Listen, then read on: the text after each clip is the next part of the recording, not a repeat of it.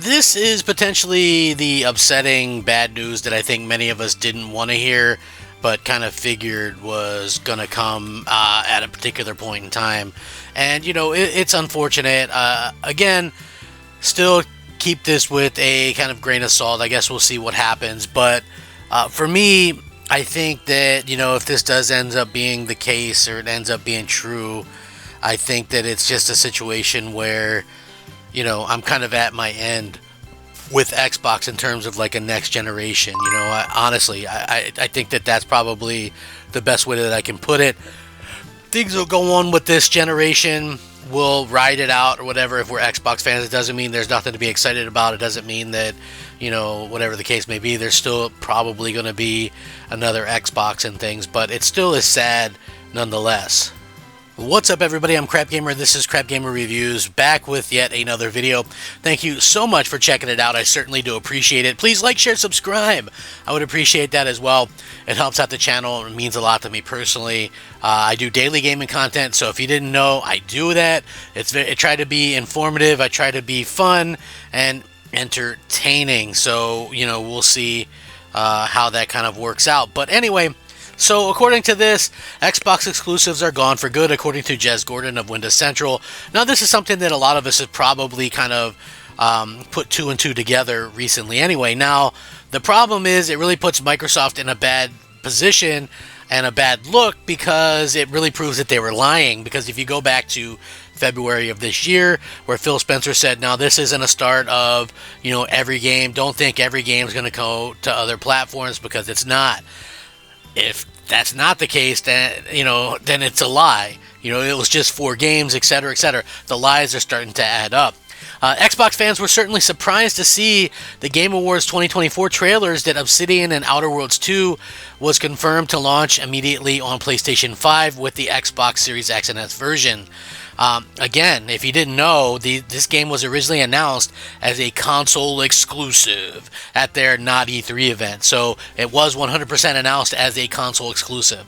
There's been a lot of conflicting talk about the multi-platform strategy, with Microsoft Gaming CEO Phil Spencer stating that there are no red lines when it comes to ports to other consoles, only for President of Content and Studios Matt Booty to say a few days ago that it would be evaluated on a case-by-case basis.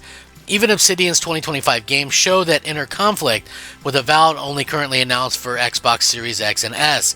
However, Windows Central's Jez Gordon confidently tweeted on X that real exclusives for Microsoft's console are essentially gone for good in the company's plans, and I quote, Xbox won't have exclusives going forward. Everything is timed exclusive at most. If some games are exclusive, it's going to be incidental at best. The case-by-case argument is by large going to be multi-platformed, timed, and maybe with very few outliers. When asked about the exclusivity status of Playground's Fable, which is scheduled to launch sometimes next year, he replied, that game was monstrously expensive. It might not be day one, but it'll come with the current plan in place, in my opinion. Where does that leave Xbox hardware, though? Well, Gordon believes it won't be shut down unless it continues to shrink as it has over the past few quarters. In that case, all bets are off. He said, and I quote, I don't think they'll stop providing hardware as long as the users and revenue are there, but growth is the issue. Without finding growth elsewhere, the shareholders won't accept it, especially with the $70 billion Activision Blizzard scrutiny. Don't think they'll shut it down, it'll be just flat. But when you're a giant company with trillions in market cap, flat isn't viable. They need to grow beyond console for that, but maintaining what they have will power the effort if it doesn't shrink, and it may well. So far, out of the 5 Xbox exclusives for next year, only the Outer Worlds 2 and Doom the Dark Ages are currently confirmed to launch on PlayStation 5. However, the likelihood of Fable, South of Midnight, and Avowed getting there as well are pretty high. So again, we kind of have this world where this is happening. Microsoft has done a really poor job of, telling fans what's up, telling people what's happening, and I find that that's really kind of a really piss poor situation. So clearly, Microsoft is a numbers-driven company. If you didn't know what that means, it means that they strictly go by numbers, crunching numbers, and things like that. They don't really care what the fans think. They don't think, you know what I mean? It's one of those things where they don't care what we think. They kind of push this agenda that gamers are kind of one way or the other, and you kind of just have to take it, and shut up and take it, in my opinion. And I find that to be a very lackluster thing to kind of do. So what happens is basically Microsoft has a really big belief that players that are locked into their ecosystem won't change their platform because of their their existing library. Like me, I have almost 2,000 games installed on my Series X, but I 100% will ditch Xbox without giving it a second thought. Obviously, I think that's really kind of nonsense, especially long term, as there's going to always be new gamers, and new games are going to matter more the longer time goes on. It also ignores new players joining every day that are coming to gaming, just getting into gaming. The gaming community is not the same as it was years ago. Players decide which ecosystems to invest their money into, which is more than obvious.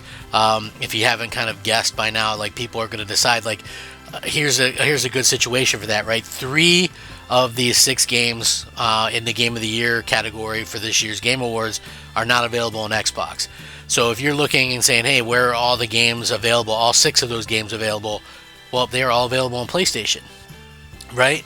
So if you look at something like, okay, Marvel's Wolverine, Marvel's Spider-Man, those are only available on PlayStation, and Blade is going to likely be available on PlayStation as well. So would you go where you could play Wolverine, Spider-Man, and Blade, which would be PlayStation, or would you just go with the one where only has Blade, because they're not going to play those other ones? Microsoft built up some pretty big IP over the years with Halo, Gears, and Forza and things like that. And also you have to think about it like this. It's funny because Microsoft realistically helps Sony kill their platform, and it's really sad that this happens, but it's like, as fans, it's kind of clear to see that that's kind of what's going on right now. They're really out there kind of helping to kill their own platform, which is, unfortunate to say the least, because Sony does everything they can do, including hide, they actually go out of their way to hide the logo of Xbox on Outer Worlds 2 on their own gaming channel, right? So on the Sony PlayStation YouTube, on the Outer Worlds 2 announcement trailer, they hide Game Pass, they hide Xbox, all that stuff, right? Because they don't want people to know that it's on X. I mean, this is a game made by Xbox, mind you, and they hide it, so they don't want people to see that. And that's so funny to me, and still at the same point in time, it's like, Microsoft does nothing to hide that game's coming to PlayStation. The game was announced for Xbox. Same with Indiana Jones. Both these games were announced as Xbox console exclusives before, like, changing around and things like that. So, what's going to happen in the future? I don't really know. I really think that Microsoft is kind of making a mistake with this. You're seeing it. And I've mentioned this numerous times before. People go, well, just take your stuff and leave. It's like, I've got easily $100,000 invested in Xbox hardware, software, all that kind of stuff over the years. It's not as easy. That stuff isn't just going to work on a PlayStation, right? So it's like, I'm excited about the games that they're working on. Some of them sound really good. At the same time, if you could just play those ones on PlayStation and also play PlayStation games on PlayStation, what exactly is the point? I think that's really, really the thing. It's like Microsoft is doing this whole data research thing, and they can't really understand why people, here's what our data says. It's like, I'm sure their data said stuff with the Xbox One as well, like, hey, people don't care about DRM or their rights, and we saw how that went, right? I mean, it didn't end up well for Xbox. So this is kind of bittersweet and heartbreaking at the same time. I just honestly, I just feel like it's really the wrong situation, and we'll see if that's going to be something that ends up hurting them long term or not. So we'll see. Like I said, I'm not 100% of the belief that this is a good thing. We'll see if Microsoft can rebound from this, or if people are going to stick with them or not. I think probably not. Honestly, I started out with the max amount of friends you could get on a 360. thousands of friends on Xbox One. I'm down to 12 friends on my Series X and S. Everybody else has gone to PlayStation or PC. So, we'll see what happens. Thanks for watching. Rack 'em up. Crep Gamer out.